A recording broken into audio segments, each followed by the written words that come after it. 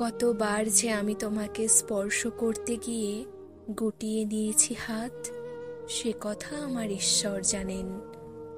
তোমাকে ভালোবাসার কথা বলতে গিয়েও কতবার যে আমি সে কথা বলিনি, সে কথা আমার ঈশ্বর জানেন। তোমার হাতের মৃদু কড়া নাড়ার শব্দ শুনে জেগে উঠবার জন্য দরজার সঙ্গে চুম্বকের মতো আমি গেঁথে রেখেছিলাম আমার কর্ণযুগল।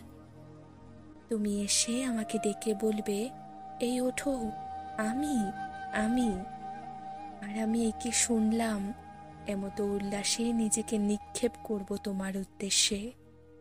কতবার যে এরকম একটা দৃশ্যের কথা আমি মনে মনে কল্পনা করেছি, সে কথা আমার ঈশ্বর জানেন।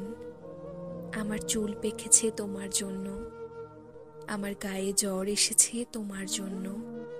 আমার ঈশ্বর জানেন আমার মৃত্যু হবে তোমার জন্য। তারপর অনেক দিন পর একদিন তুমিও জানবে আমি জন্মেছিলাম তোমার জন্য, শুধু তোমার জন্য।